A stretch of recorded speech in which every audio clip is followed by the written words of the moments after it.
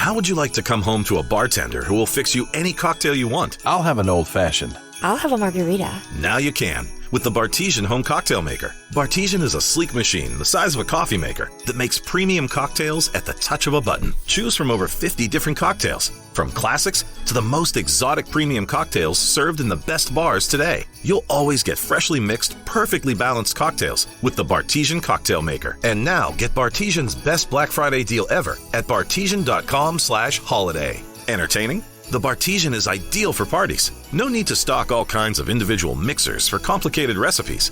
Every guest gets the cocktail of their choice in seconds. The Bartesian makes a wonderful gift for anyone who loves a fine premium cocktail. Now get Bartesian's best Black Friday deal ever. It's available right now, only at bartesian.com/holiday. That's BARTESIAN.com/holiday for Bartesian's best deal ever. Only at bartesian.com/holiday. Peloton's best offer of the season is here. Get up to $300 off accessories when you purchase a Peloton bike, Bike Plus, or Tread. Choose from a variety of accessories like our cycling shoes, a heart rate monitor, non-slip grip dumbbells, and more. If you've been looking for a sign to join Peloton, this offer gives you everything you need to get going. This limited time offer ends November 28th. Visit onepeloton.com to learn more. All access membership separate. Offer starts November 14th and ends November 28th. Cannot be combined with other offers. See additional terms at onepeloton.com. The following is brought to you by the Social Suplex Podcast Network. This is John Silver, lead recruiter of the Dark Order, and you are listening to All Things Elite.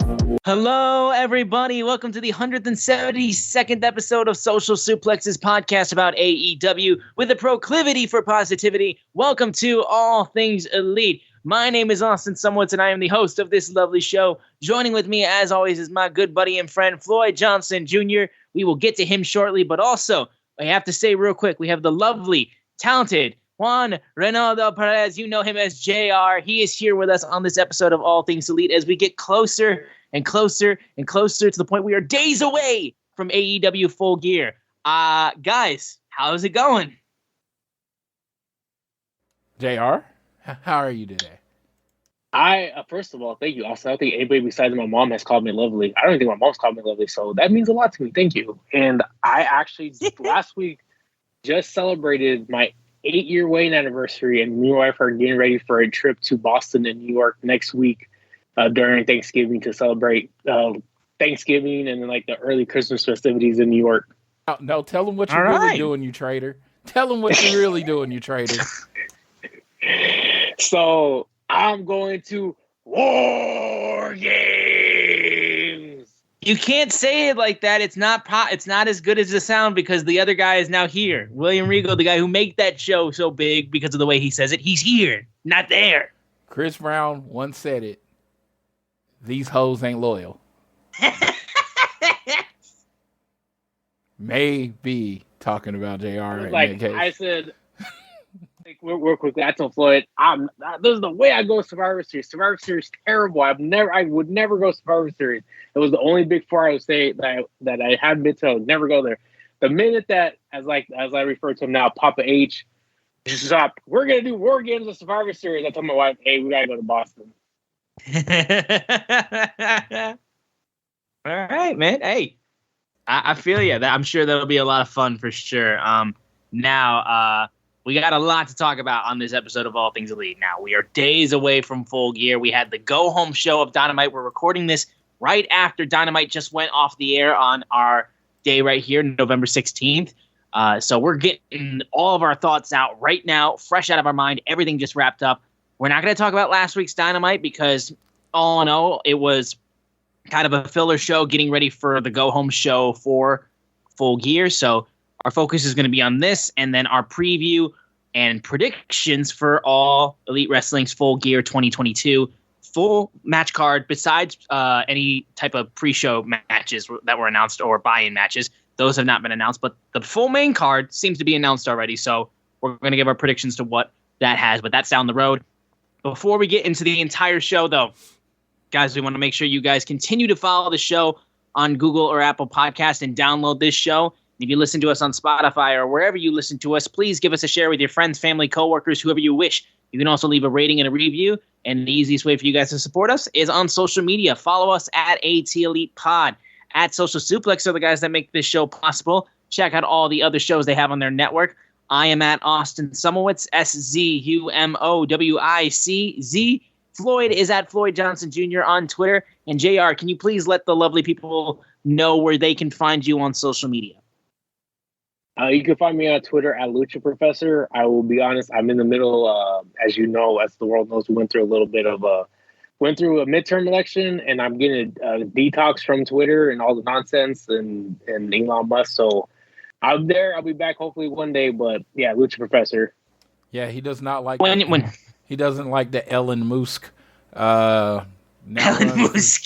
runs Twitter. Yeah. That's a new one, Yeah. Elon Musk. I've been hearing Muscatina. I don't know why, but I've been hearing Muscatina.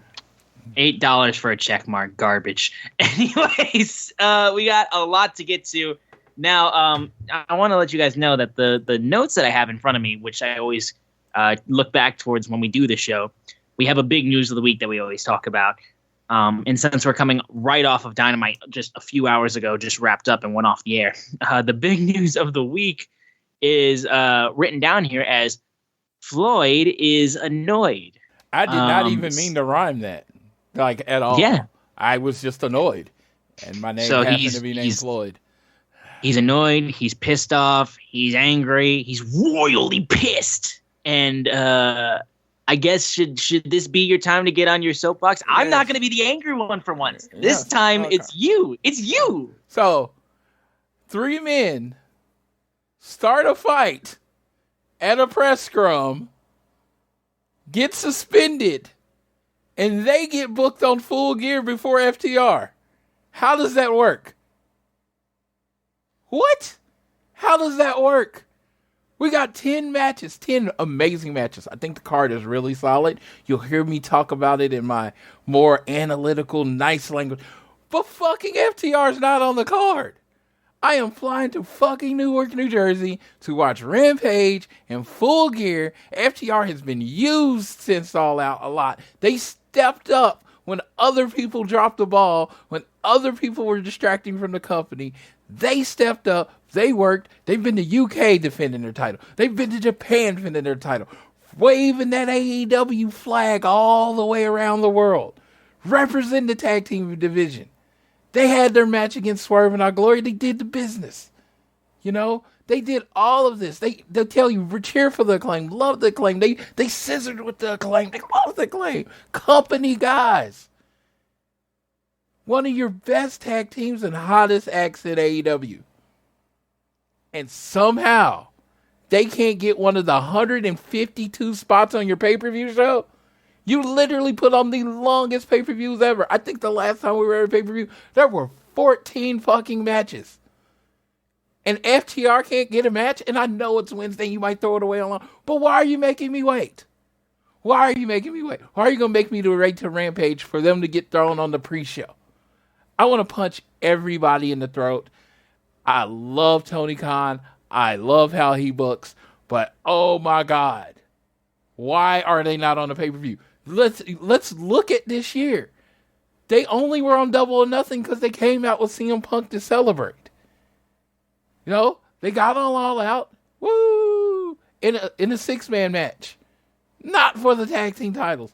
Why can they not get a straight tag team match on a pay-per-view that means something? Why is this so difficult?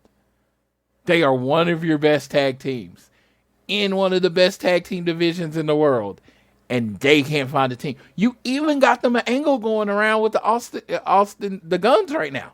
The Gun Brothers. They have an angle. So you have a match. Why are they not on the show? I don't want to hear about ROH. I don't want to hear about Wrestle Kingdom. I don't want to hear about any of that other shit. Why are they not on the title show of the company they fucking work for in one of their 5 this year pay-per-views? Why? Are they talking shit about AEW? Nope. Hey, we love Tony. We sometimes make jokes. Blah, blah, blah. Company guys. What the fuck's going on? I don't know. I usually come on here, and for the life of me, even when I'm upset, I'm usually joking. I'm like, haha, it's all tongue-in-cheek. I am actually upset for my guys and for my entertainment. It would be different if they were injured, if they were in nothing, they weren't hot. Like, I didn't really like them not being a double to nothing, but they weren't in anything, so I kind of understood. But now, nothing. You can't find a spot for them on the card. Why? I don't know. Explain it to me. I will pause and let my counterparts react. I guess we'll start with JR and then go to Austin. But yes, why are they not on the card? I'll just say, and I'll try to keep it as brief as possible. There are some times where I feel that I don't understand Tony Khan's booking. You have by far, especially after ROH, Supercard of Honor, the hottest tag team in professional wrestling. Like, FTR was hotter than anybody else. Probably the hottest tag team. I mean, honestly, I felt since probably like in at least 3 or 4 years, hotter than the Young Bucks were at their highest point, with just the way the crowd was just ravenous. When I say that, I mean in America, was ravenous in the crowd that AEW was able to bring. And Tony Khan does this thing with some talent that he gets them hot, cools them down, gets them hot, cools them down. And that's how I feel that goes on with a talent like FTR. And I don't understand it. Even with the feud with the Gun Club, and I love Austin and Colton, but they're at a tag team that's at a level below FTR, and going into Full Gear, they should be in a higher match with a higher caliber tag team. And I think the other part is, obviously we know Final Battle is coming within about 3 weeks, but we don't even know what FTR is doing for that to try to get us excited. Say, well, at least this is what they're doing for Final Battle. Tony Khan is in this weird predicament because he's trying to get ROH going by using AEW time, and in FTR is representing ROH, and it's a very weird dynamic that for some fans, they just don't feel like it works. Some fans, I think they enjoy it, but I think with FTR, especially with how hot they were, I mean, the way I look at it, as it'd be like a team such as back during like the Attitude Era, where there was like the New Age Outlaws, all of a sudden they got hot and they're like, you know what, let's just take them off TV for a few weeks. And, I know it's an issue because you have a lot of talent on the roster and you have to get everybody time on television, but Tony Khan needs to do something better, especially because of how hot FTR got. I feel, and I'll leave it at that. I won't bring anybody else into it, but I hope they jump into something very quickly post Full Gear, because I think FTR and the Acclaim are the 2 hottest tag teams in AEW, and not having FTR on AEW on a consistent basis, I think is not a good thing for Dynamite or Rampage for that matter. Okay, so I will then chime in on this as well. And yeah, I can definitely see that there has been a real big I don't want to go far as say as mishandled, because when they use FTR, they use them well. So every time FTR gets used, it's in a proper way that gets crowds excited and they want to see them and they know that they're a commodity. But AEW has kind of gotten to a point where they've spun so many plates that they kind of have lost their extremities to reach out to something that they want to get on television, but they have other things that they're committed to right now, because they just signed Jeff Jarrett and now he's in a tag match with Jay Lethal against Sting and Darby, which is getting a match on the pay-per-view. So Jeff Jarrett has a match on the pay-per-view, but your biggest tag team with 3 separate championship belts in 3 separate companies isn't on the pay-per-view. It's kind of a bit nuts, and I can't for the life of me say that I fully understand it. Now, my personal opinion on this, and I don't really know why this wasn't the route that they went with. Why is the tag team title match not just a 3-way tag match? Why is it just the Acclaimed versus Swerve in Our Glory, which we've already seen, and it was with the Acclaimed winning the title? Why is it not a 3-way tag match for the titles? Why can't FTR be in that position, trying to get another star added to themselves? To me, it just seems like, if there was already something in place where we knew what was going to happen in Final Battle, and we knew what was going to happen through New Japan, what they were going to be doing there, then it would be understandable. But right now, there's nothing. So at this point in time, we have no word of what FTR is doing. And that's kind of insane, because FTR literally has set the tag team wrestling world on fire in everything that they've done. And it just seems very confusing to me as to why they wouldn't be part of one of your big 4 pay-per-views. Now, again, all the matches that are on this card, very, very excited for, and all of them make sense.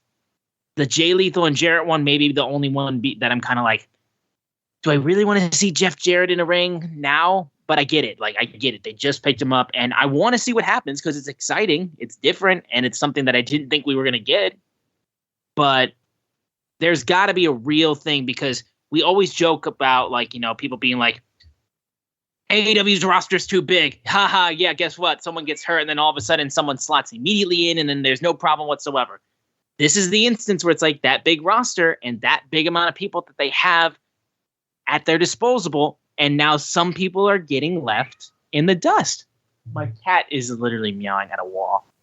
But regardless of the fact, I get it. It's frustrating to see FTR not get a spot right now. Not saying that they can't still, because we still don't know what the buy-in matches are, and we still don't know if this is the full extent of the card. But it is confusing to me why FTR isn't trying to, how Tony Khan isn't trying to really use FTR as much as they could. Hell, I mean, you have the Acclaimed versus Swerve in Our Glory. We're pretty solid that the Acclaimed is going to win, and then Swerve in Our Glory is going to break up.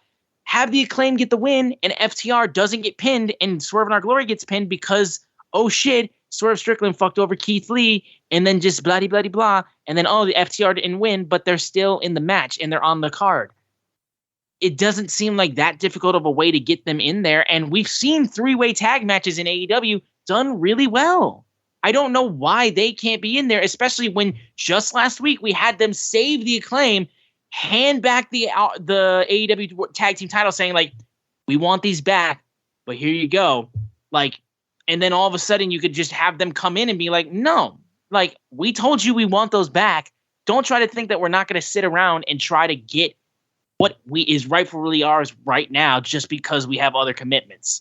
So I don't know. Again, I'm with Floyd on this. It is confusing. It's frustrating. The fact that they weren't on the show. Yeah, the fact that they weren't on this Dynamite at all, also not a good sign.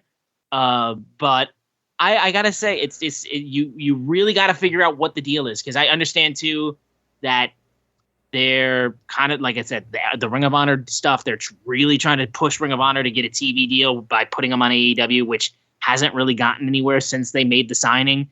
And people are getting tired of it now because they're like, okay, it doesn't seem like anybody wants Ring of Honor, so drop it, is what people are saying right now. which I don't even know if I want to go down that rabbit hole because I just don't think it's their place to be commenting on that because we have no idea what's going on in that regard.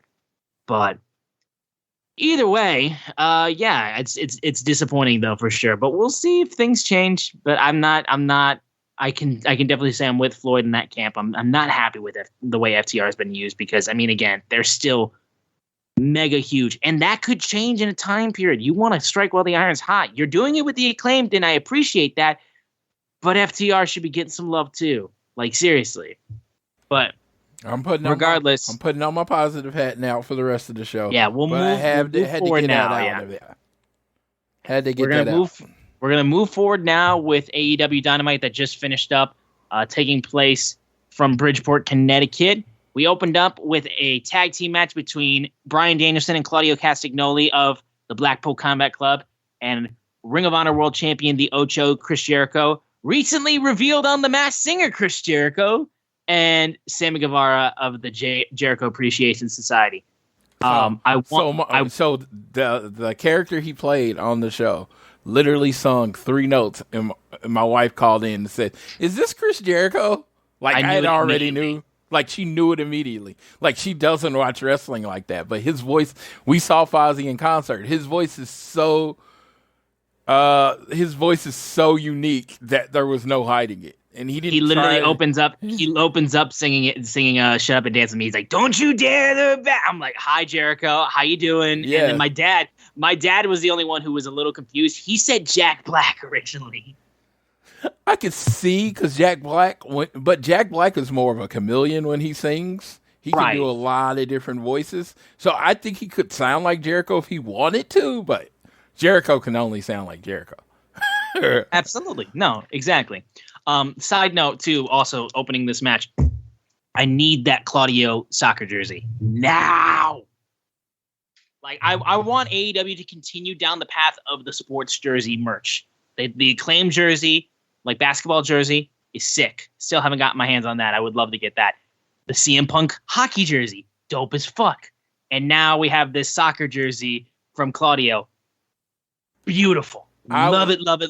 I would rock the hell out of an FTR baseball jersey. Sure, absolutely. I would, but you know. Yeah, just keep the jerseys coming. They are a big. I'm a big fan of those for sure. So I would keep those going. I don't know what other things you could do. Yeah, what baseball jersey you could get going for what other team or what other wrestler, but just keep them coming. I like them. I like the jerseys. So this opening match, we got a reuniting of what was their tag team name back a couple years ago? Jericho and Sammy. They were what the fuck? Les Sex Gods. Les Spanish Gods. Yeah, Les Spanish Gods. Yeah, Les Spanish Gods. Sex Gods. Oh shit, Les Sex Gods. Sorry. Les Sex Gods. That's right. Yeah, my bad. But we got to see those two reunited a little bit. And I thought this was a solid match. Claudio and it's just you got 4 really good wrestlers. Sammy, when he got thrown into the air into the uppercut by Claudio, holy Jesus. Like there were 2 spots where people went way higher than I thought they should have because they're just, they just got whipped and thrown in the air. And there was another moment later in the show too that had that similar effect, but Sammy got fucking tossed in the air and then just knocked with an uppercut. Danielson's injured eye was used a ton. The referee was distracted at one point, and Chris Jericho took Floyd the baseball bat and nailed Danielson in the eye. And he also tried to hit Claudio with the baseball bat, but ended up getting swung around while the baseball bat was not able to make contact.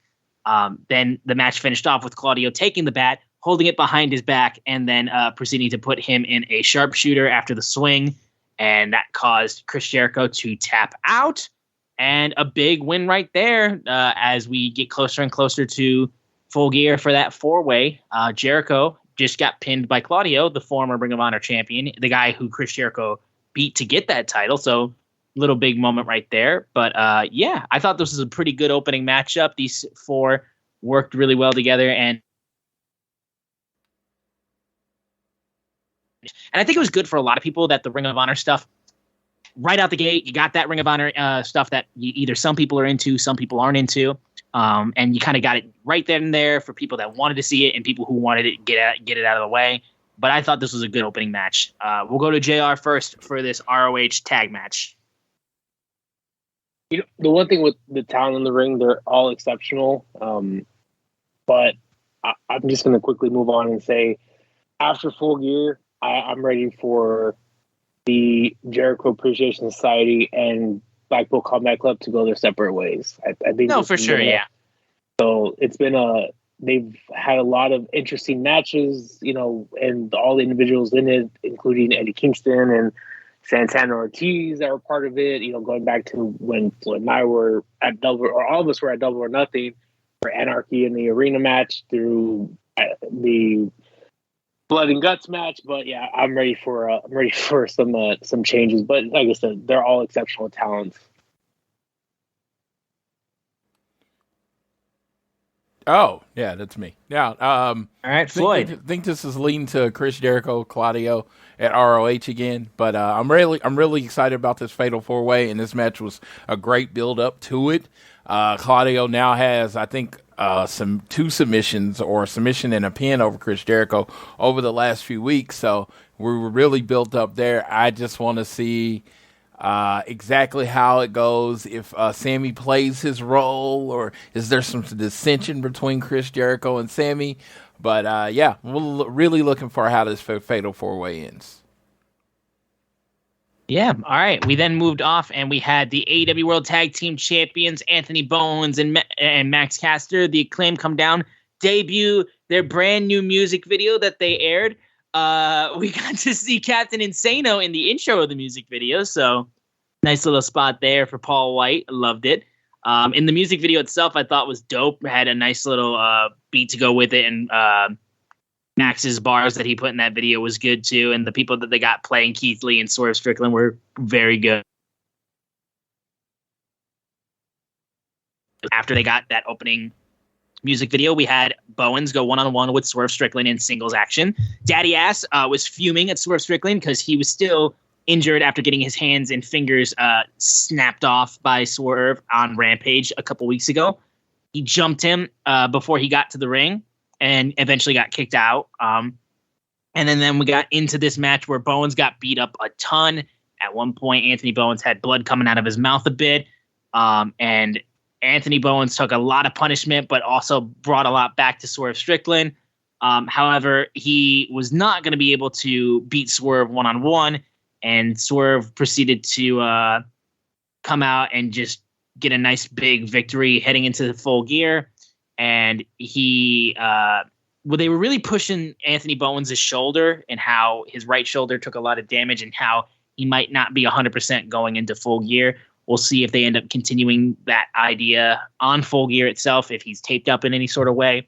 But Bowens takes some damage and gets beat up a bit by Swerve. Swerve getting a little bit of revenge after the music video, making fun of him and Keith Lee. And yeah, I thought this was solid enough. I don't think it was anything outstanding, but it was good. It was a nice way to make sure you got the build going towards Full Gear. And yeah, we'll go ahead and give this off to JR first. I have to agree with you. I mean, the one thing, as much as the criticism we had earlier with FTR, but the one Acclaimed has been must-see television. There are people that I know that don't even really watch AEW. They like that love the Acclaim. I mean, you talk about getting up-and-coming talent, and this is what people talk about with AEW is the future of professional wrestling, and the Acclaim is, you know, just very spot on.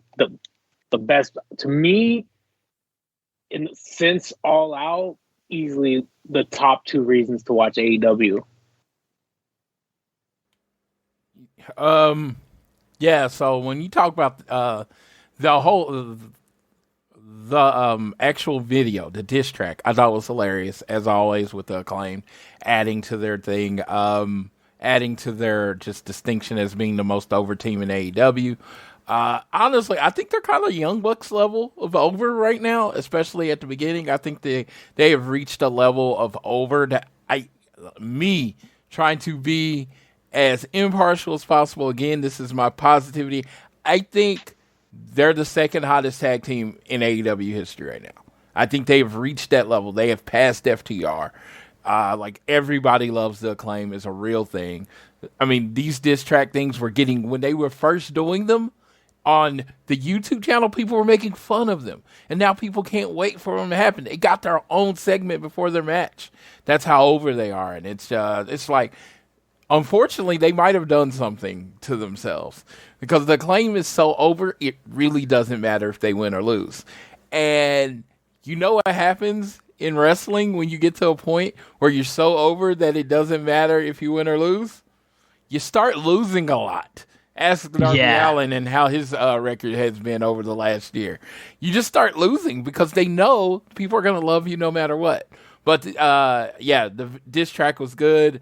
He called Swerve out for having little D energy, and I thought that was funny. Yes. And a lot of how they were cutting the promo and with Keith Lee, and he was talking all proper and all that stuff. It was like they didn't want to go too hard after Keith Lee because they kind of like him, but they went pretty hard after Keith Lee. And then Swerve just dominated the match against Anthony Bowens. Not a big deal because, again, it doesn't matter if they win or lose. Anthony Bowens could lose his next 99 matches, and the Acclaim would still be in the top 10 in sales on Slap AEW. That's how over they are. I'm not saying you should do that because that's stupid, but I'm just saying that's where they're at right now. They're so hot that when they say everybody loves the Acclaim, that is not a catchphrase. Everyone loves the Acclaim. Yeah, no kidding. We then heard from Ring of Honor television champion Samoa Joe. Now, this will be one thing that we mentioned from last week on Dynamite was the fact that there was a TNT Open challenge by Wardlow. He beat up Ari Daivari, and then when Powerhouse Hobbs came out and got called out by Wardlow, he was talking crap and was like, I want to beat you for the TNT title and keep my title. And Samoa Joe, who had been accompanying Wardlow for all this time as for Ward Joe, nails him in the back with the Ring of Honor World Television Championship and turns on Wardlow. And just this episode after that singles match with Bowens and Swerve, we had Samoa Joe talking to Tony Schiavone, basically being like, you're saying that it's a shocker that I did what I did to Wardlow, but it's shocking to me because is it shocking for me to refuse to be a victim? Is it shocking that Wardlow ran his mouth week for week and failed to recognize the most dangerous man in the room? And because of that mistake, he paid the ultimate price. He said, I'm not going to be a victim like most people in this building. I saved myself, and if you or anyone has a problem with it, they can take it up with me. And that's when Hobbs comes down and being like, you know what? I've been kicking Wardlow's ass this whole time, so I can just come down and beat you up too. Wardlow's music hits. He comes down and out from the back from the crowd and spears Samoa Joe. Powerhouse Hobbs come in. The locker room has to separate all three men. And this would lead to the announcement that for Full Gear, we are getting the traditional one match in AEW, which is the big meaty men slap and meat match. Wardlow versus Samoa Joe versus Powerhouse Hobbs for the TNT Championship. And this, like, I point to this. I'm like, see, Joe got in on this whole deal to be able to be in this match for a three-way. Why couldn't FTR? But I digress. But huge announcement, I do think, because I think this match could be a real stellar match because all three of these guys work really, really freaking well. And I think it has a lot of ability to try to make the TNT Championship seem bigger because, like I said, they really have not been able to run with that title very well at all. But I think this has the opportunity to really elevate that title as well, to be able to give that a chance for it to be used in a way that people should pay attention to it, because you have these three monstrous men who are going to fight for that belt, and I think that's a good thing. And I think it also gives Wardlow a big challenge that he has to beat two motherfuckers that beat the shit out of people. You got Wardlow going up against Joe, who turned his back on him, and Hobbs, who has had his number for a good bit of time. So I dig this whole thing that they're putting together, though. But I'll go over to JR first on this little segment and the match announcement. A few things. I'm glad the TNT Championship is being defended at Full Gear. I remember when we went through our All Out preview, the TNT Championship has very rarely been defended at an AEW pay-per-view. And I think one of the things that makes the title prestigious is being placed in an area where it's like a pay-per-view where you build up storylines for it. The second thing is, one of the issues I've had with AEW is sometimes the chase is greater. The chase is better than the reign. And, some situations, whether it's Kenny Omega's AEW championship reign, it was amazing. But in some situations, in this case, I think Wardlow getting to the becoming TNT champion was better than his run, especially he had a very horrible run as TNT champion in the summer. And I think finally in the most recent weeks, he getting some television time being champion with matches like with Matt Taven. But I feel like it hasn't clicked. And on the other hand, though, you have this another talent who's a big monster in Will Hobbs, who I think is ready to be a breakout star. And I think in this situation, this could be a little bit of reset where I would love these three guys. Obviously, with Samoa Joe, they're all going to have an amazing match, and I'm excited for it. But I would like to see them go a certain direction with Will Hobbs, which in then turn maybe continue the feud with Samoa Joe and Wardlow heading in another direction, potentially at Final Battle. All right. I have to say this about Samoa Joe, and I picked this up tonight, that he is, they say the perfect tweener doesn't exist. I think Samoa Joe is the perfect tweener. Like, he cut a quote-unquote heel promo tonight. Didn't really sound a lot different from his face promos. Samoa Joe is Mr. Anyone Can Get It. Like, anybody can get choked out. He'll fight anyone. And everybody's like, oh, well, he turned on Wardlow. No, Wardlow kind of turned on him. Because during Wardlow's promo last week, and I know we didn't talk about it because, we kind of skipped it, but during Wardlow's promo last week, he literally said, I'm coming for every title. Samoa Joe's a champion. So Wardlow literally declared war on Samoa Joe in front of him. What was a man supposed to do? You got to choke the man out. You got to. He just challenged you in front of everybody. Challenged your manhood. So, no, shout out to Mr. Samoa Joe for doing what needed to be done. This match, the build up for this match, of course, with all the people getting out there, I would have liked to see some wrestlers get thrown around by these big dudes. But this is like a dream. This is when Wardlow and Samoa Joe and then they first threw Will Hobbs in there. I was like, I can't wait to see this three-way match, and now we're finally getting it. So it's been my dream for like 6 weeks. It's my dream. It's my 6-week-old dream match. So looking forward to it. Then we move on then to Death Triangle going up against AR Fox and Top Flight. So we have the inaugural Evolve champion on AEW and AR Fox. And Darius Martin is back after he suffered his awful car accident that he went through after making his return from his injury that he was out for like almost 18 months, I believe. He's reunited. Top Flight is back, and I think that's a really big thing. It's a little bit understated from the last time Darius made his return. So this time it was a little less like, oh, he's back now again. But it was cool to see, and these three did outstanding work, just flying all over the place, doing a bunch of crazy shit. There was one point where I believe Ray Phoenix had Penta holding on to Dante Martin, and he threw him up into the air when he had him in like in a waist lock. Throws him up and catches him, and Fennec. What the fuck? Like, that was the other situation when Dante just got thrown straight the fuck in the air.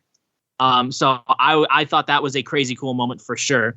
But in the end of the day, the trios champions themselves, Death Triangle, win the match, and they then get on the mic as Pat gets on the mic and then proceeds to say, do you think we're stupid? Do you think we don't know what's going on and we haven't seen the videos and heard the rumors? And they said if there's certain individuals who think they can just make their triumphant return on Saturday at Full Gear and they can mosey on in and best the Death Triangle, that's ridiculous. So you know who you are. So it's this simple. If you want this on Saturday, bring the heat, because I promise you Death Triangle runs from nobody. Video plays, the clock continues to tick. Graphic appears showing Death Triangle versus nobody until fading in from nothing, the Elite. It is announced officially that the Elites are coming Full Gear, facing off against Death Triangle to try to regain their trios championships that were stripped of him after you know what took place. Massive announcement. Big move to try to get some more buys, I'm sure, as well. Big move there. And yeah, it's amazing. The Elite are coming back. They are finally free from all this bullshit, and we can have the Young Bucks and Kenny Omega back on All Elite Wrestling where they belong, where I want to see them. It's amazing to see. I'm glad that this whole thing is finally starting to go the fuck away, because I don't care anymore at this point. I just want to see them on my television. So I'm gonna jump in before JR. I was just gonna say, me and JR came up with a brilliant idea, and we were hoping they got announced tonight. You know, they're doing 2 shows in Newark, right? Correct? Everyone knows this? Yes, correct. All right. So Friday, you know, the tickets always sell all right for Rampage, right? So they had a big Rampage show, like the second show ever in Rampage history. Me and Austin were there, and it was a great show. It was one of the best nights of my life, right? It was called The First Dance. Why did they build up to Elite coming back on Rampage and call it The Next Dance? Because, I mean, listen, here's the deal, though. Like, they're going to take their shots. I'm very much going to be paying attention to whatever Justin Roberts says when Kenny Omega gets announced. I'm sure he's going to rattle off all the things that Kenny Omega is better than CM Punk than at, just to kind of give a last kind of fuck you. And he's undefeated against Ace Steel. You know that's going to come out. Yeah, sure, absolutely. No, they're gonna keep just driving it home. This will be their final moment where they really stick it to him. And, you know, I will stay very quiet and just kind of, you know, sit to my feelings. And just, yeah, that's when they'll get their shot in, though. I was just talking about popping a number for Rampage, you know, do it just like that. And now almost a bull entrance from when they came in, and then, you know, announce Kenny Omega. Popping a number for Rampage. Jun Akiyama is going to be on Rampage, bro. Yes. And I would say 1 out of 50 wrestling fans knows who that is. Jun Akiyama. Get the QR code for the WWE fans to figure out who the fuck he is. No, and I'm just saying, it's not going to pop a rating on the show, but I'm just saying the Bucks It does for me. It does for me. Well, you watch the show anyway. That's not popping a rating. That's just the same person tuning in this week that tuned in last week. That's not popping anything. It's like, so no, I'm very excited about Jun Akiyama. When I was going off on my FTR bitter rant, I had a couple lines about Eddie Kingston and Jun Akiyama, but I'm really excited about that match. So I'm gonna let that be. But no, I just had to get that idea because me and JR came up with it, and we just like, man, it would be super petty. So we figured they weren't gonna do it, but it was kind of fun. And but no, yeah, them coming back on a full year, I definitely think they've sold a few thousand pay-per-views based on that. Because, you know, some people have not liked the energy of the build, and we'll hear about that from JR a little bit later. But, you know, and some people are like, oh, man, this is just like every other card, and it's still a solid card. Whatever. You can stand on, you can be on whatever side you want. But the idea of them actually announcing the Elite for Sunday, and it's the Elite versus the Death Triangle. In what day, in what universe is that not like a classic match? You know what I mean? Absolutely. You give them 10 minutes, it's a classic match. You give them 30 minutes, it's a classic match. Shit, you take 2 commercial breaks doing it, it's still a classic match. These 6 men know how to work with each other. The weird thing is, the Bucks and the Lucha Bros have multiple 5-star matches in AEW together. Kenny Omega and Pac, their Iron Man match in Kansas City, right before, I believe that was like right before the pandemic happened, is considered seriously one of the best TV matches in AEW history. Another 5-star match. So you take those same 3 men on each side and say, hey, go have fun. Tear the fucking roof down. Because I don't see how it's not the first match on the card. I really don't. Everybody's probably lead it off, yeah. Everybody's going to be looking forward to that. So, and again, remember the line they said before they went away? Try following that. Yeah, they're going to say that to the entire card. Yeah, and it's going to be classic. It's going to be emotional. There's going to be so many people. Shout out to my homegirl Christine's going to be there. She's getting her boys on the card. She does the drip. And she dresses like the Bucks quite a bit. So the fact that they're going to actually be on the card, I'm happy for her. You know, sad for me. Happy for her. And, on to our friend Juan Ronaldo. What's up, JR? Well, I don't even make notes, but I feel like Floyd stole my notes because I was going to allude to some of the stuff he said. If you look at Well, I based it on a conversation we had, so... No, actually, I was going to talk about how great, because I feel two ways about this match. Match-wise, I mean, you look at especially the first year of AEW from Double or Nothing 2019 through basically right before COVID, Floyd, you are right, because that was a Kansas City show, if I'm not mistaken, Pac versus Kenny Omega, which was right before Revolution, which Revolution was about 2 weeks before the pandemic hit. But what Lucha Bros and Young Bucks did in between Double or Nothing 19, All Out 19, All Out 2021, and then the feud between Pac and Kenny Omega in that first year, there were some of the best matches that set the standard for AEW that has continued to this day. And obviously, Kenny Omega had one match. Essentially, he had one match, essentially from his return, or 2 matches until, the suspension. So hopefully he's still, still pretty fresh going into coming back. So match-wise, it's going to be very difficult for the other men and women on Full Gear card to be able to top what they're going to do. It's going to be near impossible with those 6 men. Storyline-wise, I'm very interested to see where they are going to go, because part of me and one of the ideas I had with Floyd was I actually would have liked them to come back. I think they're going to come back as baby faces, obviously.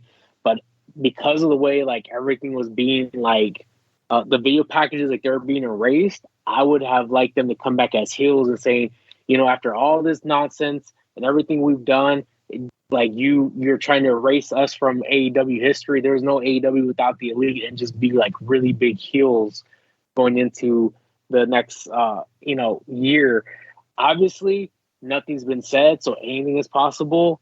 But match-wise, I'm definitely looking forward to it. And I'm interested, not just what goes on at Full Gear, I think all of us are, but that first promo the Elite cuts, whether it's at Full Gear or next week on Rampage. Or, excuse me, Dynamite. Yeah, all right. Well, we move on then to All Ego Ethan Page, facing off against Bandito in a world title eliminator semifinal match. Bandito showed out a lot. He had a good section of this match where he just fucking flew with a bunch of outstanding moves. The moment where it looked like the Ethan Page was going to hit the Ego's Edge off of the top rope, and he turns it into a freaking full-on Hurricanrana off the top rope. Massive, huge move there, and then hit an Eddie Guerrero style frog splash as well. Great. Ethan Page, though, proceeds to come out and get the big win, and screws over, messes up Bandito as he knocks him off of the top turnbuckle, then proceeds to throw him down. To throw him off of the ropes, hit him with the Ego's Edge, win the match, and the firm's Ethan Page continues to rise, and I think he'll be the guy that is looking to try to be the first feud for whoever wins the championship on Saturday. This was good, I thought. I like Ethan Page a lot. I'm glad that he had like little response when he came out, and then proceeded to get on mic and been like, "Oh, that's the response I'm going to get. Fuck you." And he turned it right back around. And that's what Ethan Page does. He's really good. Me and Floyd have talked up and down about how good we think Ethan Page is. And even if it's through the firm, which I know a lot of people are not fans of, I do like the fact that we are getting to see more of Ethan Page because he's very, very good, if you're not familiar. But going to JR first with this match. Yeah, Ethan Page, especially if you look for where he came from in Impact Wrestling, he did a tremendous job transforming his look to where he is today. That's a great promo. He is somebody that you can, whether it's the All-Atlantic Championship, TNT Championship, that he should be, near the top of the card. And then eventually, within a year or so, you could see him being in the main event pay-per-view. And he's a remarkable talent, and I look forward to seeing him in the finals. As far as Bandito, I mean, I've said this for so long about Lucha Bros, and Bandito, and I know people love him as a tag team, which is, I'm stammering. I apologize. What I've said about the Lucha Bros is the same thing that go for Bandito, but Bandito as a single star. Tony Khan, you found wrestling's next Eddie Guerrero, Rey Mysterio. There is a population, I've said this all the time about Pensa and Phoenix, there is a population of wrestling fans that has been driven away because they're starving for a main event Hispanic star, and Bandito is that guy. And you sign him to a new contract. I'm not saying put the belt on him tomorrow, but he is somebody that you should look to in the next year, either putting the TNT Championship on, the All-Atlantic Championship on. He is somebody that you should be featuring on a consistent basis to help grow your audience. Like when we talk about like casuals, I think that term's being thrown around a lot, but that is a guy that's going to bring in casuals as far as a specific demographic that is going to turn into permanent viewers for AEW. I completely agree with everything said about Mr. Bandito. The mask is cool. He has a very cool moveset, especially that slingshot German suplex that he does. Then he does the stalling suplex where he lifts you up. He does so many power moves as a luchador that he's amazing. I think he has amazing crossover appeal. When you first come into AEW, a lot of people gotta take some early losses. But when they decide to put the ball behind Bandito, the sky's the limit for him. I very truly believe he could be AEW World Champion. I mean, in the lineage of, they generally only put their top guys as AEW World Champion. I think he could definitely be AEW World Champion. In this match, Ethan Page was amazing. He's an amazing heel. Seriously, I've even said many times, it's almost a broken record at this point, that I would literally build a company around him as my top heel. I think he's every bit as good as MJF in every way. I mean, especially once he got his physique together and he's ripped, I think he's huge, he's strong, he can do comedic, he can do everything. And this match was a great match. Everything was timed well. He got the pin.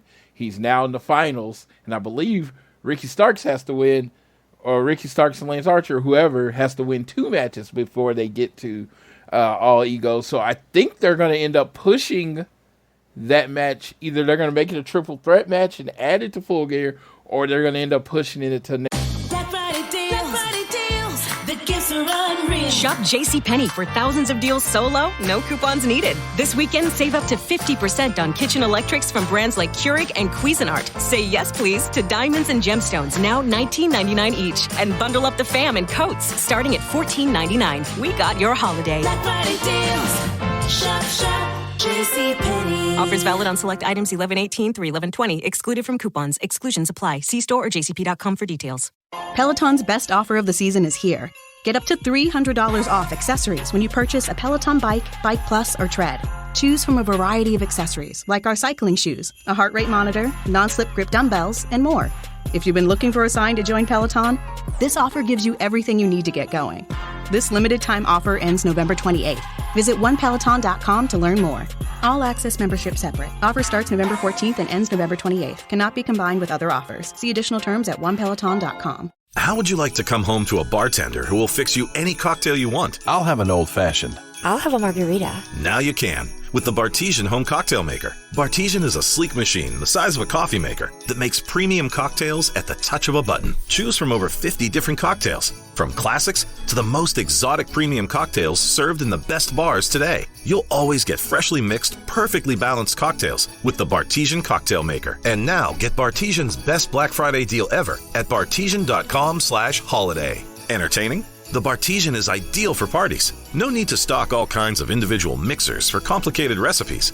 Every guest gets the cocktail of their choice in seconds. The Bartesian makes a wonderful gift for anyone who loves a fine premium cocktail. Now get Bartesian's best Black Friday deal ever. It's available right now, only at bartesian.com/holiday. That's BARTESIAN.com/holiday for Bartesian's best deal ever. Only at bartesian.com/holiday. Next Dynamite, I don't know. They really haven't told us what's going down. But yeah, it was a really good match.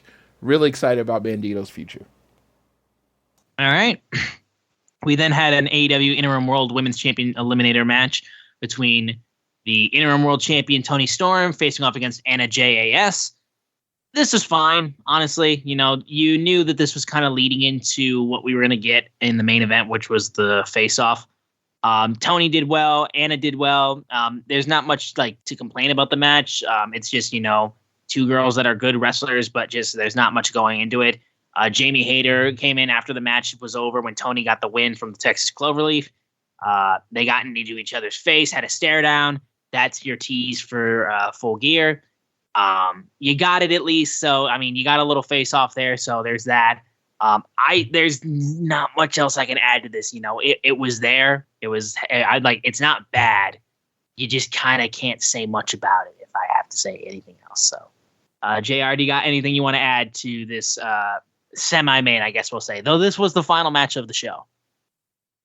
You know, one of the things I talked about Jamie Hayter is that there is a huge contingent of fans that want to see Jamie Hayter become AEW Women's Champion.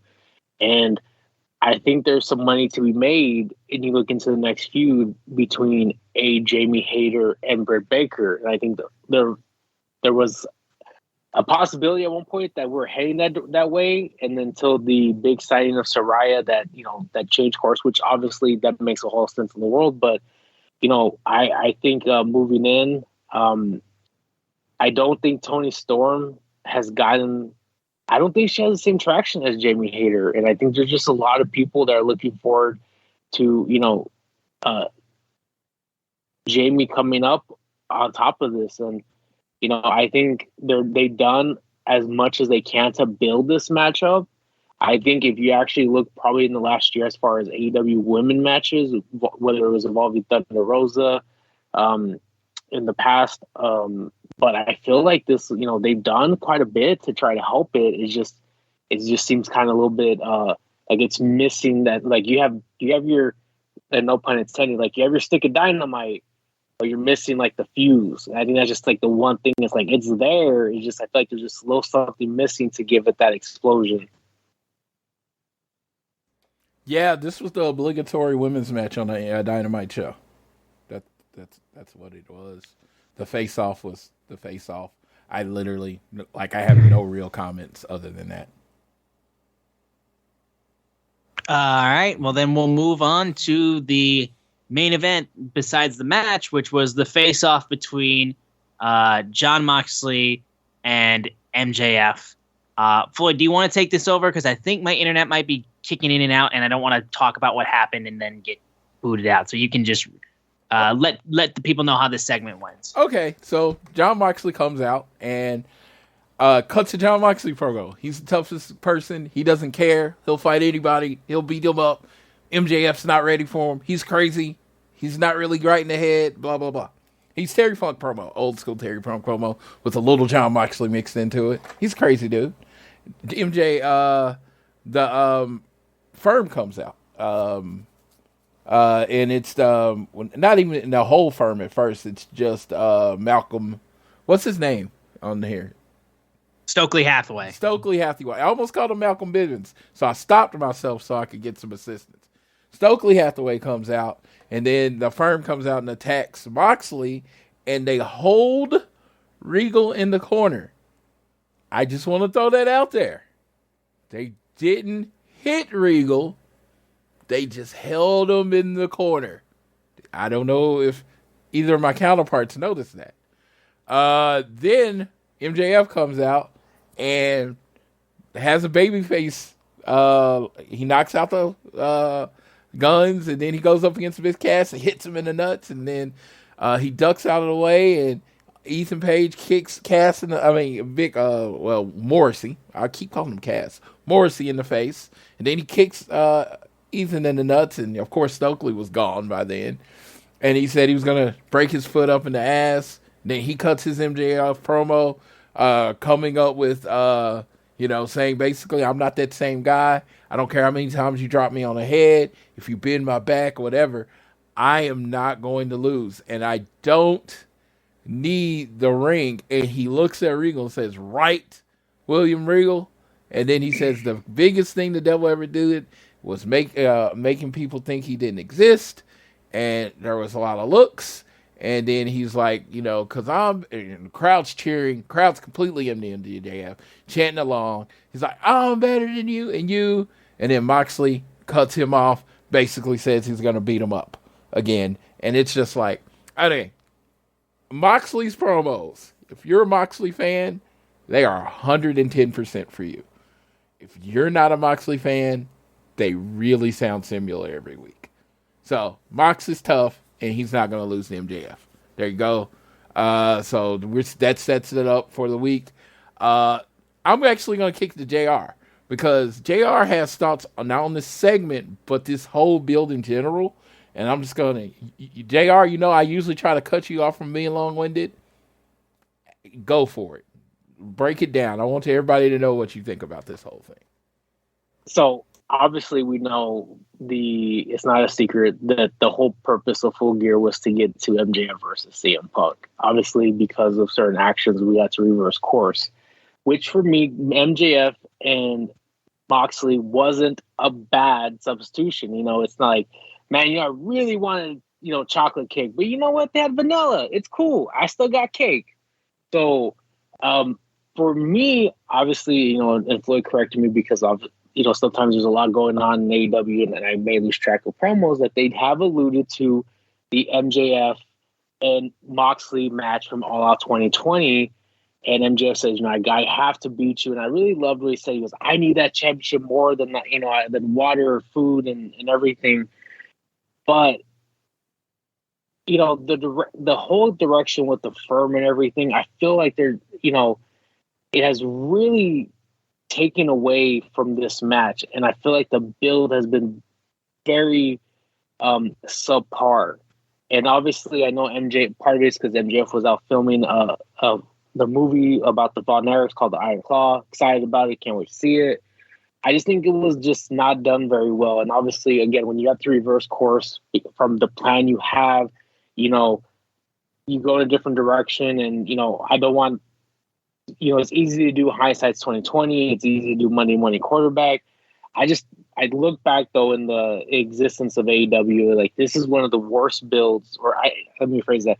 This is the worst build for an AEW pay-per-view main event that has in the history of AEW. And I attribute that to obviously the backstage issue, MJF being gone. I know that this weird tease about him maybe babyface getting beat up by the firm, I think it just was a lot of unnecessary actions. If I would have done it differently, what I would have done is I would have had MJF cut his promo, say, I'm a bigger star. I don't need AEW. I'm going to get my revenge on you, Moxley. You know what? I'm out. And then I would have had him cut promos from the Hollywood set about how he's the next big star in professional wrestling. He's going to be out of professional wrestling in a year or two. And then that would have got us till today.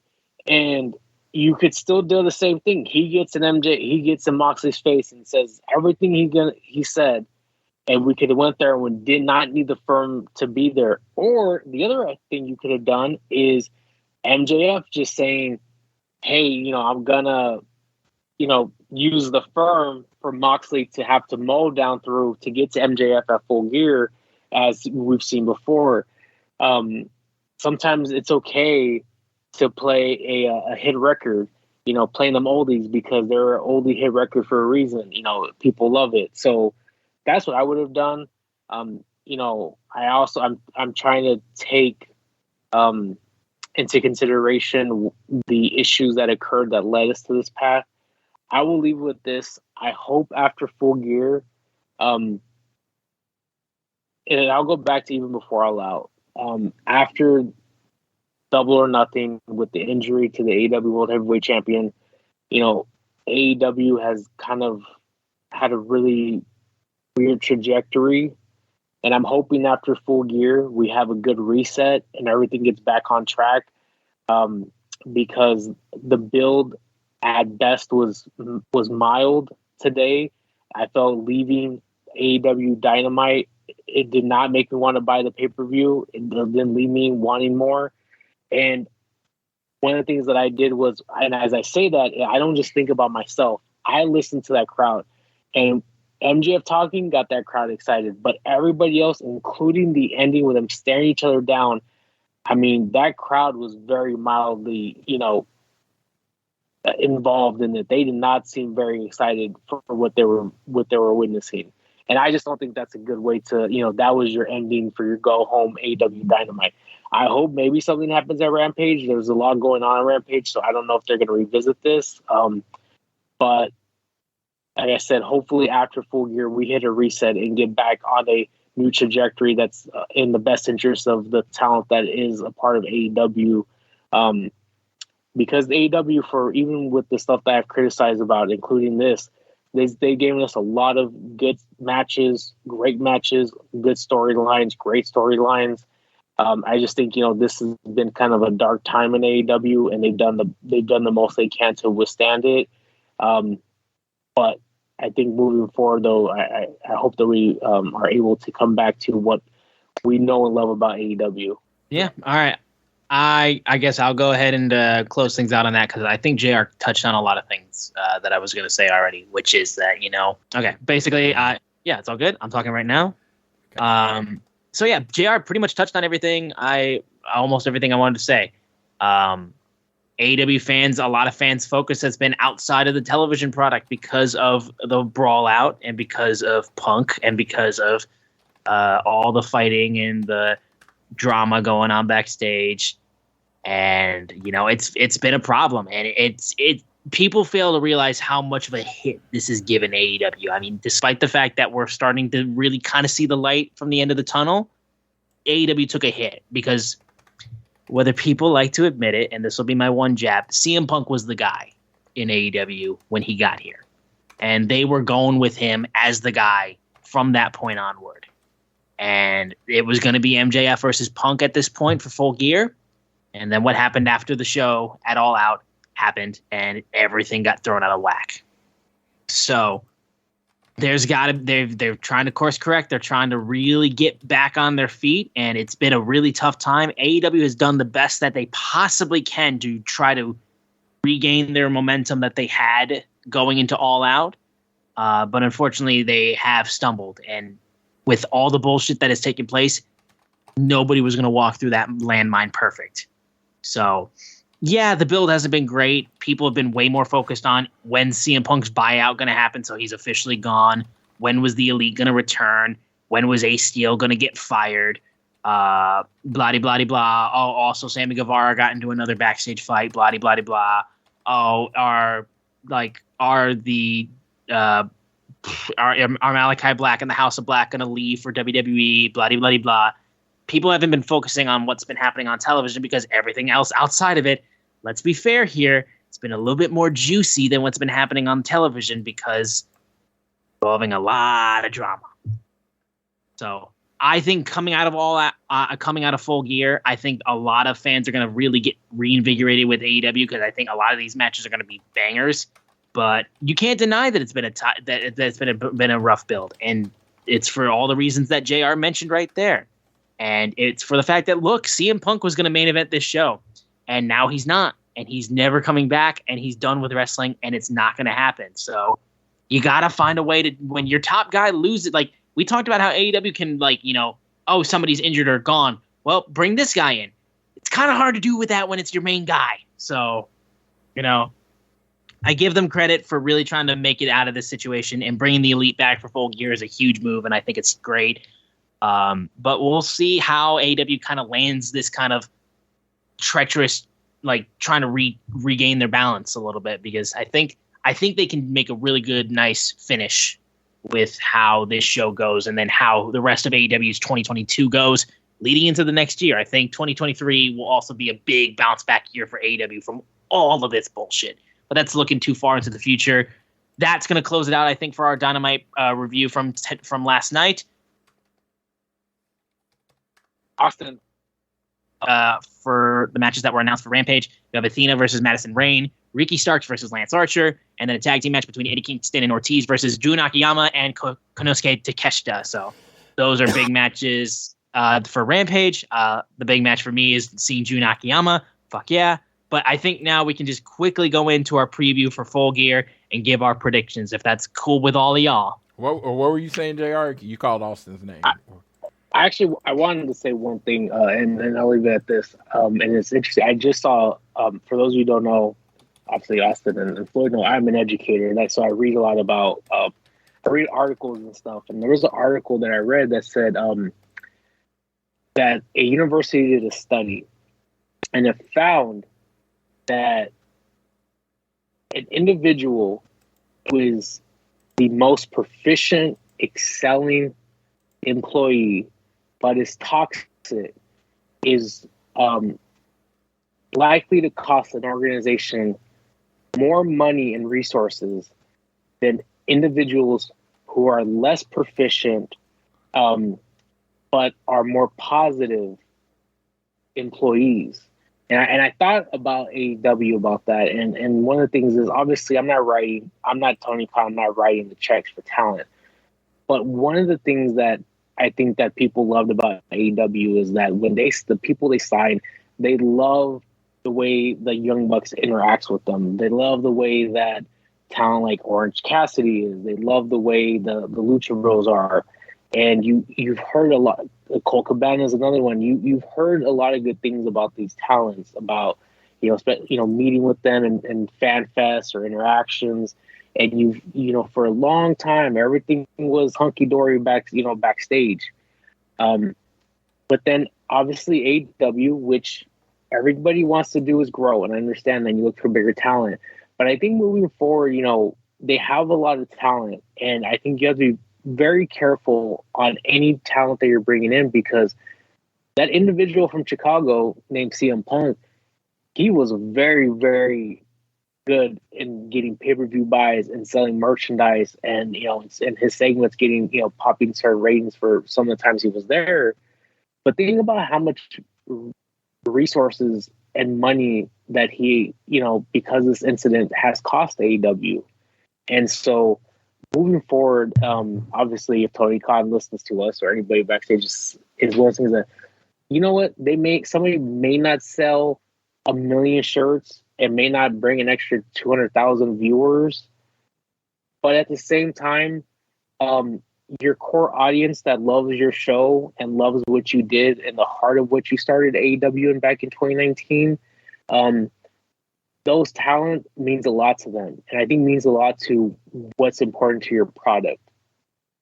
So I'll just leave it at that. I just thought that was very interesting. I read that today as we're moving forward to this next part of AEW's 2022. All right. Well, you want to say something last, Floyd? He's just happy we got rid of Punk, is what he's saying. That's all. I get it. I get it. Again, hey, I didn't pick the side. I didn't eat. Well, here's the thing. I absolutely picked the side, but not trying to discredit the other side. That's the thing. I like my guy. End of story.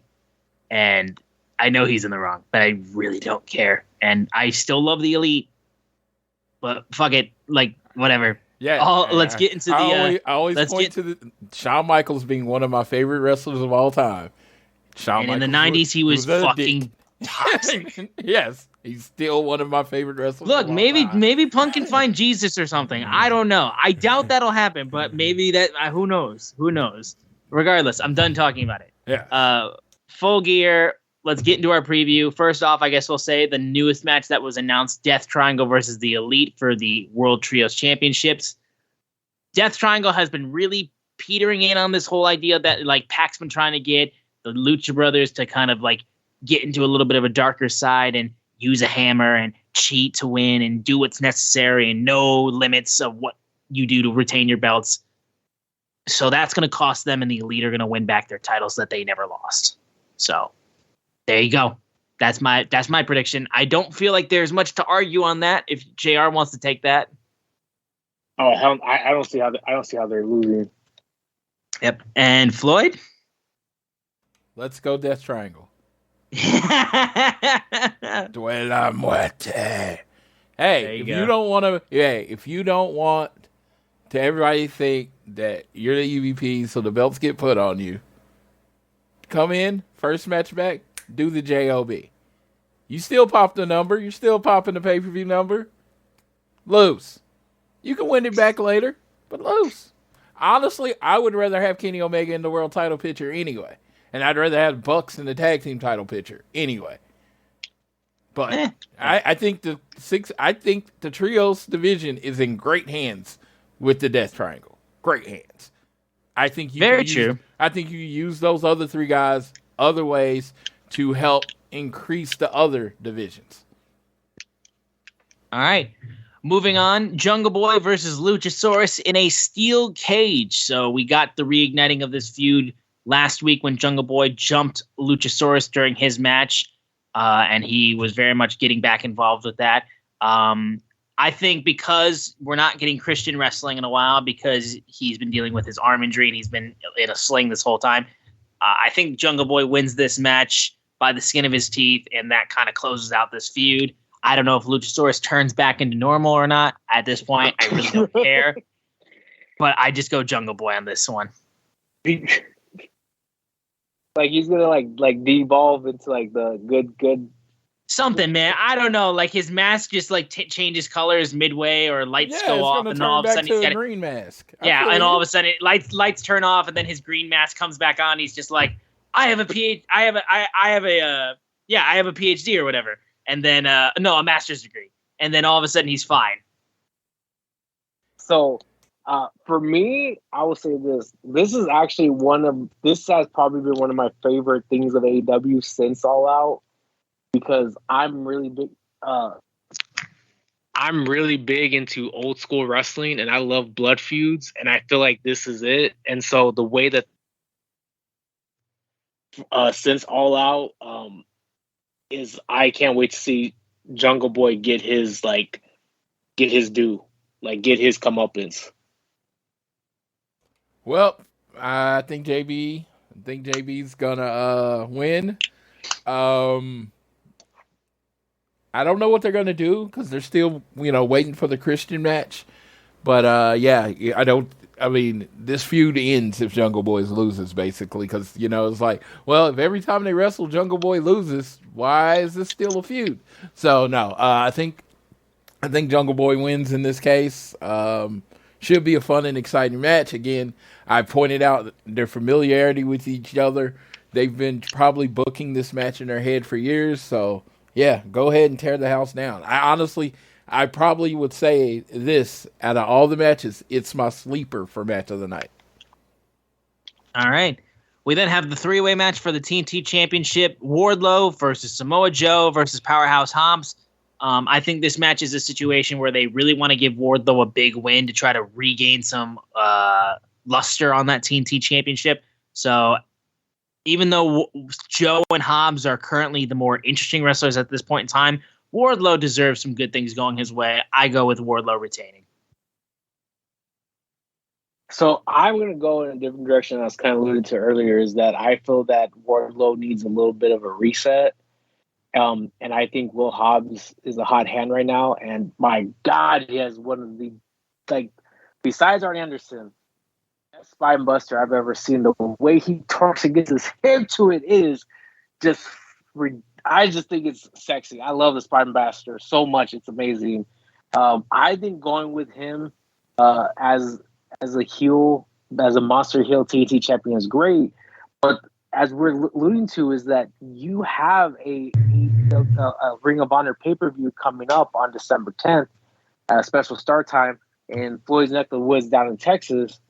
And right now, all you're seeing is this graphic of Samoa Joe. You're not even seeing, Jericho, who's the ROH Royal Heavyweight Champion. You're just seeing Samoa Joe as the TV champion. And if you notice, this match is only for the TNT Championship. So the way I envision it is that Bill Hobbs wins. Wardlow determines that Samoa Joe costs him the championship and leads to a feud that will play out over Dynamite, leading into final battle between Wardlow and Samoa Joe for the Ring of Honor Television Championship. Sorry, I have to be extra. Yeah, I think Wardlow's going to pin Hobbs. It's going to set up Wardlow versus Joe at Final Battle. So, Wardlow. I don't think it's time to beat him yet. All right. Dr. Britt Baker, DMD, versus Saraya in her first match in years. It's going to be the feel-good moment for Saraya to get back in the ring and wrestle. I think it's going to be a huge moment for her. I think she'll get the victory. Again, Britt Baker is one of those people we talk about, so over that, losses don't hurt her, but she loses a ton. Saraya is the big person that they brought in, and they really want to use her for the women's division and give her a big chance to help reignite the women's division. So Saraya wins. Yeah, this is this is probably right next to what I mentioned earlier with the Luchasaurus and Jungle Boy, this feud. And the way I look at it, I heard there's a lot of different takes that people had about this feud. I look at it as kind of an old guard versus a new guard that, Saraya was the one who kind of, a lot of people, if they don't remember, she was one of the first ones to really have that women's revolution when she was down in the NXT days, which was like right before the network had took off, and really helped jumpstart that. And I think with her and AJ Lee, what they did was really important to get to eventually Charlotte, Becky, Bayley, and so on and so forth, which it gets us to today in AEW, with Britt Baker being the first woman signed in AEW, kind of being the flag bearer for the women's division in the beginning, and being, the kind of the first homegrown women's star of AEW. And, Saraya's like, hey, this is my house because I built basically women's wrestling for the last since before 2014 off the top of my head. And Britt's like, wait a minute, you weren't here. This is my house. I'm the one that started this. I was the first one signed. So I look at that and I think it's an intriguing storyline. That's how I'm taking it. Again, I heard people are taking it different. I'm very interested to see how this match turns because obviously Saraya hasn't wrestled in 5 years. And so I don't know what to expect, but I will say this, I wish them both the best and I hope they tear down the house. I will say this. Unless Saraya turns heel, if Britt loses, she is going to get booed out of the building. AEW fans are fiercely loyal to the AEW originals. So, yeah, I don't think this looks good for old Saraya unless she turns heel or does some heelish shit where she's expecting to get booed. Because this match, once it starts and she does the finger, DMD, the whole crowd's going to be on Britt's side. And I could see it going 60-40, 70-30 Britt, but that's about as much as I see. So Saraya better be working heel. It's interesting. Yeah, you've seen and I think it's because of the Punk thing, though. It's like you've seen a lot more of we're holding on to our originals fuck these new people because it's just toxicity that we don't need and messes with our locker room mentality and stuff like that. We don't want it. And it's not a good thing for Saraya. I don't think she deserves it. Because she's never been looked at as any type of locker room issue. Everybody loves Saraya. Everything that happened with her. I actually got to add to that. Everything that happened with her happened outside of wrestling. That's what I was going to allude to, is that Saraya is actually a polarizing person because of her relationships that she has outside professional wrestling. She has a lot of heat with wrestling fans, and I think really, especially women wrestling fans, because of her significant other and his sketchy background. So she is so what you just said right now, Austin. But on top of that, having that relationship with the individual sketchy background is making her really polarizing character. The way I've seen it, it's either you love Saraya because what she did, or you hate Saraya for her being the person she is. And I think added to that was her coming out with that apparel. I can't remember what it was, but it was like a non-AEW shirt in the beginning that was essentially created by her significant other. And then the song that she comes out to is by her significant other. Yeah, I mean, it's an interesting dynamic for sure, and I think there could be an interesting fan reaction. We'll see how it goes. I'm excited for the match, but it's a weird time though. Still, the AEW fans are very, very much really trying to pedestal those pedestals that AEW has and the OEGs that started the company, and they really hold on to those people tight and fuck anybody else who comes in that's new, because you know what, we don't need another CM Punk is what people are saying, which I get. Sting and Darby versus Jay Lethal and Jeff Jarrett. And Darby, I feel like, or do I feel like that? Nah, I'm going to give it to Jarrett and Lethal because fuck it, honestly. Again, if there's a match that I'm not looking forward to the most, it's probably this one. And it's got one of my favorite wrestlers in it with Darby. It's unfortunate, but I don't know what the fuck this is going to be. And I'm just kind of in a wait and see mindset. But I'll just go with Lethal and Jarrett because you know what? Why not? Jarrett just got signed. Give him a victory. Give him some heat. Go ahead. JR, go ahead to you. I have a little bit of a soft spot for that guy that's JEFFJARRET. That's Double J, Jeff Jarrett, because I grew up, the beginning days of the assignment of TNA, so I have a soft spot for Jeff Jarrett. I'm actually happy to see him on television. I don't know why, but I just like Jeff Jarrett. This match, though, is one of those ones where it's like, when you talk about selling pay-per-views or selling, tickets, Sting's an icon, and having him on that card, helps that. So it just is very weird. I actually was telling Floyd, I looked it up. They wrestled in 1999, 2000, 2010, and here we are in 2022. We're seeing Jeff Jarrett versus Sting. I'm surprised there wasn't anything of them down in Memphis before Sting broke out in the NWA. So back in '88. So I just like Jeff Jarrett. But I think Darby and Sting has to win. I mean, I think Darby needs something, man. I feel really bad for him because I feel like, he had that TNT championship run, but he just kind of, and I was thinking of this, and it may sound mean, but I feel like since they hooked him up with Sting, it's like a catch-22 where it's like he's going to be near the top of the card because he's with Sting and he's Darby Allin, has a lot of fanfare, but it's almost like he's not progressing and moving into the next stratosphere because of his connection with Sting, because we've seen him, especially on pay-per-views. I think we had him with Kyle O'Reilly, and then we had him with MJF, but I think the other times he's always in these these 6-man tags or tag team matches with Sting. If you would have asked 12-year-old Floyd in 1993 that you would have said, hey, in 2022, in your 41st year on this beautiful earth, Sting and Jeff Jarrett not only would still be wrestling, but they would be on a match on a pay-per-view for a new company that's been around, I would have said, you're drunk. This is a fever dream. I don't really watch sci-fi. Okay? This is crazy. Who asked for this? I don't know. But, I called it. I went with my own little direction. I think they really, I think they're going to work with Satnam Singh. So I think the match will get into the little part where it's breaking down.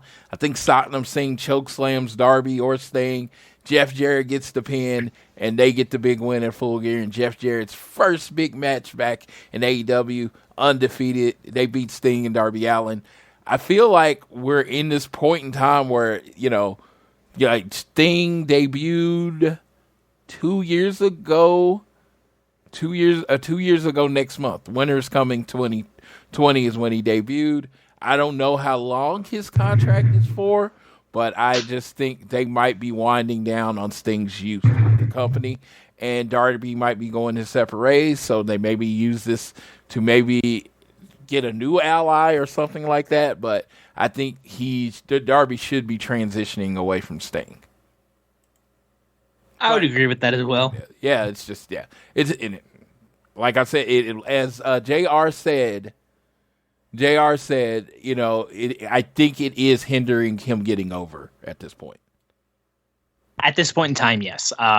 You then have Jade Cargill versus Nyla Rose versus the TBS Championship. I love Nyla. I love this version of Nyla that we're getting, but Jade's been unstoppable. Jade wins this match pretty easily, I feel like. Man, I probably feel like I've been very critical of Full Gear, but the more we talk about it, it's like I find more things I like about it. Like, I love this interaction between Jade and Nyla. Like, I feel it's brought out a kind of a different side of both of them. Nyla's fucking hilarious. Like, when you see her on TV, it's like I kind of want to tell Tony, like, get her away from Vicky and just have her do this, like, by herself, just nonstop, like, because she is quick-witted and funny. The match, this has kind of been teased for like a year. I remember when they were going back to All Out 2021 when they did the women's casino battle royale. These two kind of heavyweights essentially for women. I'm not happy to see it. I've loved their interactions with one another.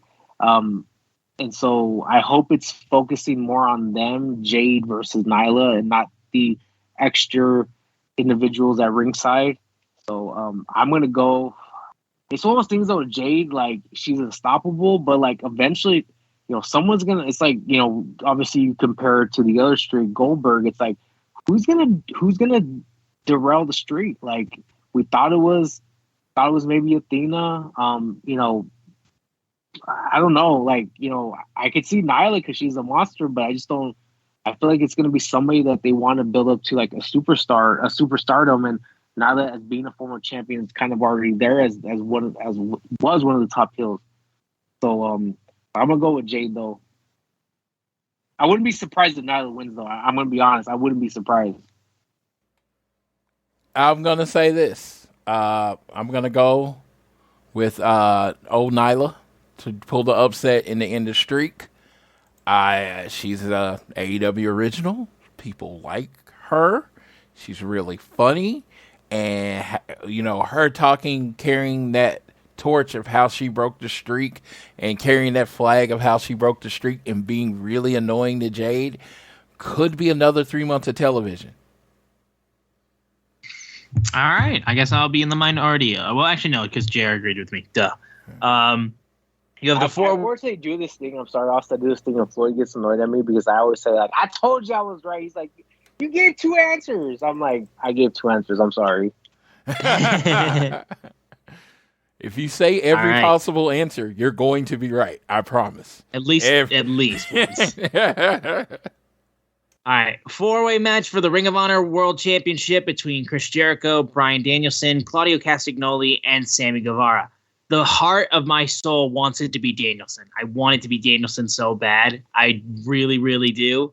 But I think Jericho continuing to be Ring of Honor World Champion is something that they want to be able to try to sell it to be on television. So I think just for safety reason, they'll keep it on Jericho.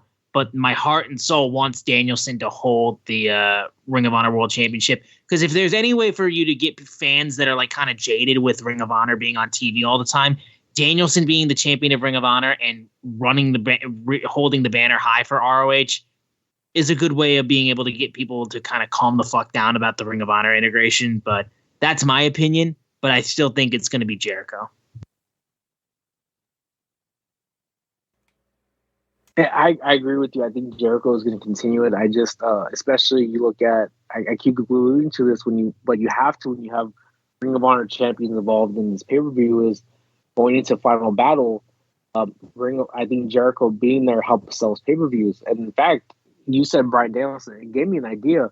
What if Bryan Danielson is about to win and Jericho interferes or something happens, breaks with the pin, and then it leads to Bryan Danielson versus Jericho at Final Battle as the main event? That would be a selling point, I feel like. This is free information, Tony Khan. Free. Just give Floyd free tickets. I can't make it to Texas. Just give him free tickets front row. Yeah, I am going to go with Jericho because I think you, and it's the easiest, most lame reason ever. You got a pay-per-view to sell, and you know who's going to help sell that ROH pay-per-view? Chris Jericho with his name on the top. So there you go. You have the AEW Interim Women's Championship, Toni Storm versus Jamie Hayter. I know the fans are like ravaging because they love Jamie Hayter.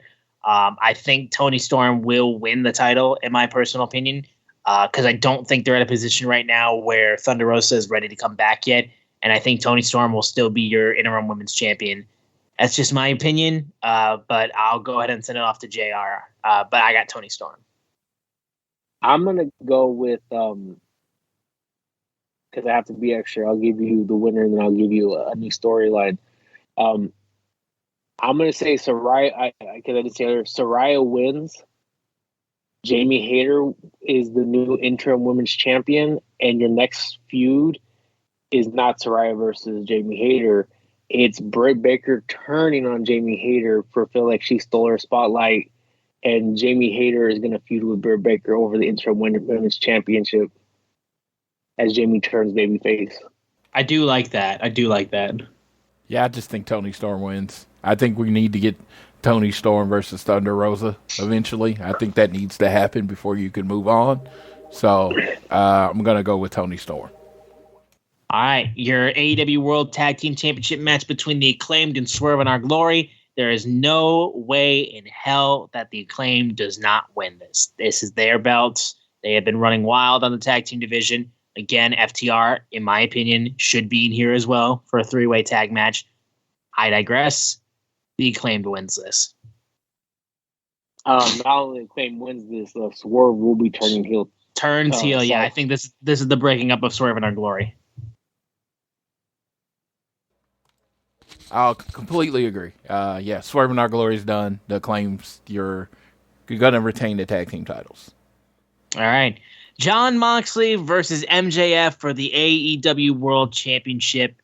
Now, with this being MJF's big match and things kind of being out of whack because of what this match was originally going to be, I think that because of everything that has transpired, and I think if there's anything that AEW wants to do to get the fans galvanized about AEW again, you make MJF your world champion. He has resigned. He is now beloved by the fans since returning and being kind of the shining light in the darkness for AEW of the thing that no matter what happens, MJF is consistently so fucking good. I don't think he turns babyface because I think a babyface MJF does no good because it goes against everything that he stands for. But I do think MJF does win the title. And Floyd brought up this point too, and I don't want to steal it, but basically what Floyd's opinion is on this match and how it goes, I agree with 100% when we get to him because I don't want to spoil it. I want him to say what his thoughts are because I agree with it once he said it before the show started. We'll go to JR though first. I will jump in front of JR. Jump in. Go ahead. Go ahead. Right. So William Regal's turning on Mox. That's how I've seen it. That's how I'm gonna see it. William Regal's turning on Rox. I feel like they've done two. First of all, William Regal did not get attacked tonight. He just got held, and he didn't put up much of a fight. Second of all, they've made the big issue about him not using the diamond ring. And I think it's going to get to the point in the match where MJF can use the diamond ring, and he's going to take it off, and William Regal's going to jump on it, and it looks like he's going to be trying to stop him. Then he's going to hand him the brass knucks. MJF is going to hit Mox with the brass knucks and become your new AEW champion. Because, the biggest trick the devil ever pulled is showing the world he doesn't exist. Well, you know what? You got to go to a bigger devil. The guy that really taught people how to devil. A true villain. William Regal. There you go. Now, the JR? Man, I was going to say, the greatest trick the devil ever pulled was convincing the world he didn't exist. And that devil isn't Maxwell Jacob Friedman. That devil is the villain himself, William Regal. And I thought you were going to say Marty Scurll for a second.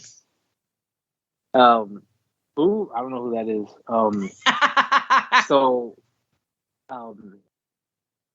Is it the English villain that William Regal goes by? I just said it, the gentleman villain. Are you not paying Thank attention you so to much. me? I apologize. I am paying attention. I apologize because I was thinking about my what I was going to say in my head as you were talking, but I was paying attention. But I think talk about a reset.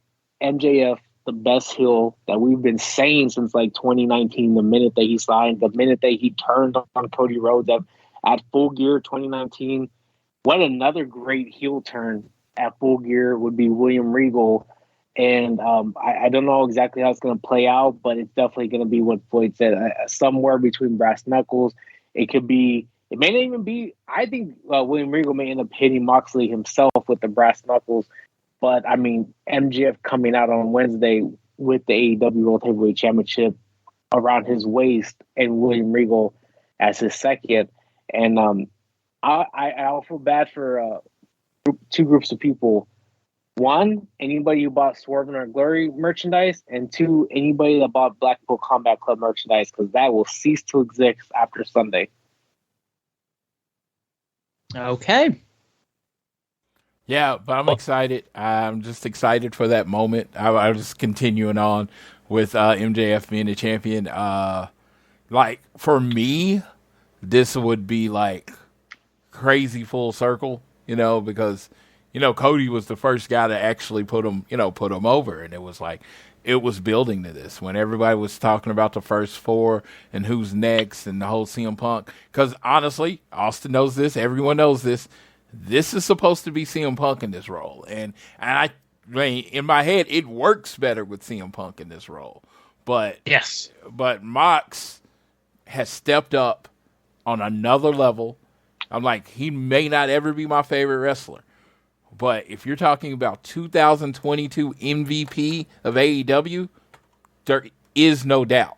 There is one, a Grand Canyon, then you maybe put somebody else at two. Maybe the claimed or, claimed FDR, but Mox is the MVP of AEW. He has carried this company through a very difficult period, couple difficult periods. When they need somebody to go to, they go to Moxley. So I don't even know if he loses. I think he does, but dude, no person I respect more than Jon Moxley. No question. He has carried this company on his back. He truly has been the heart and soul of AEW from the jump, and I got nothing but love and respect for him. But that is our preview for Full Gear. Real quick, we got a couple headlines we want to get to, so Floyd, you can jump on those real quick before we close out this show. All right, headlines. AEW in London 2023. We have not got a specific date. One of my sources of a source says it is going to be at the end of June 2023. So I had a speculation that it might be Revolution might be in London, but that looks like it might be incorrect. If my source of a source is correct with it being in June, which actually for me would be perfect for June. That gives me plenty of time to save. I can pretty much block off my summer, and that's all I do for the summer. That would be perfect. I can take my wife to London. We could spend our week there. So I hope that's when it is. They also added they're hitting new territories on Dynamite. AEW is going to go Phoenix on February 22nd. And then they're doing a double dip on the March 1st and 3rd in San Francisco at the Cow Palace.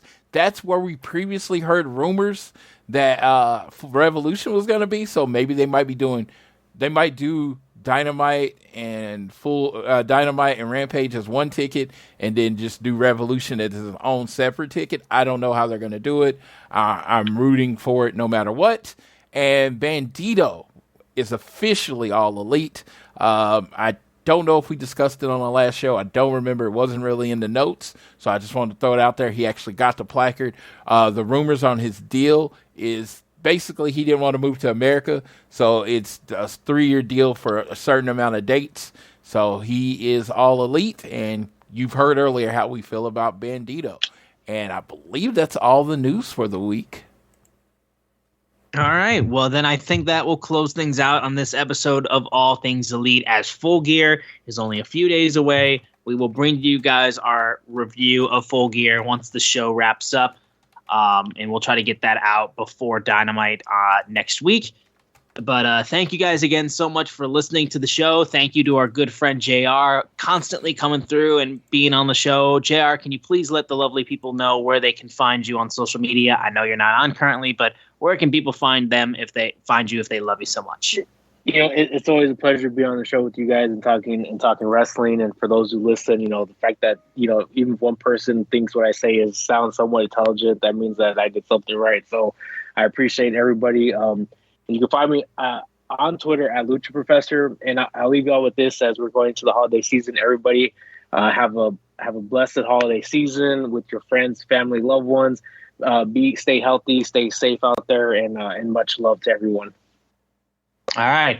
Well, again, guys, thank you so much for listening to the podcast. Thank you for listening to All Things Elite. You can support us by downloading this fun show on Google or Apple Podcasts. If you listen to us on Spotify or wherever you choose to listen to us, you can give us a share with your friends, family, coworkers, whoever you wish.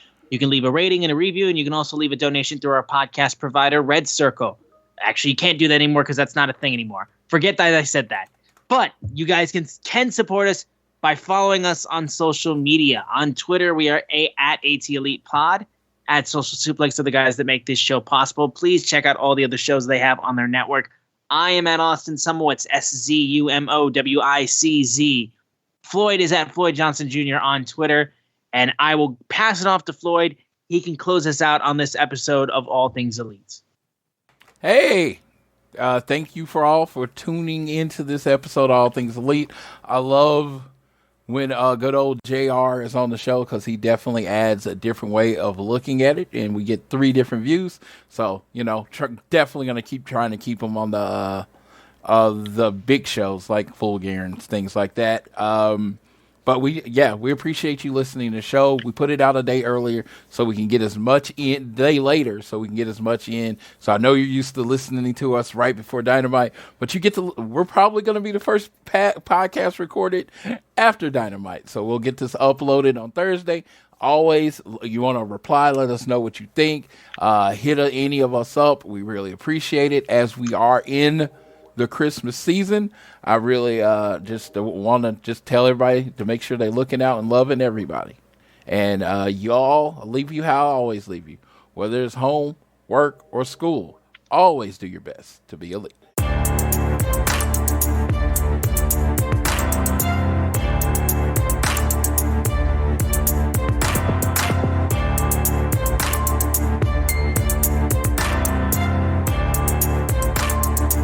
It's here. Peloton's best offer of the season. Get up to $300 off accessories when you purchase a Peloton tread. Choose from accessories like a heart rate monitor, non-slip grip dumbbells, yoga blocks, and more.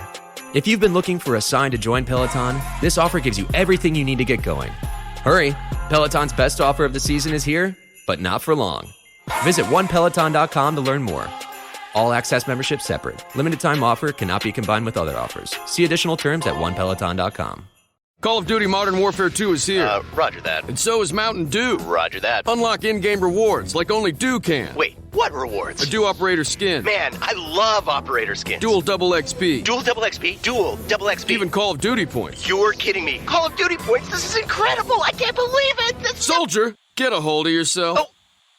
Roger that. Look for specially marked packaging and visit MountainDewGaming.com for details and restrictions. Open to U.S. residents 17+. Call of Duty points available only on 12 and 24 packs. Ends 3/28/23.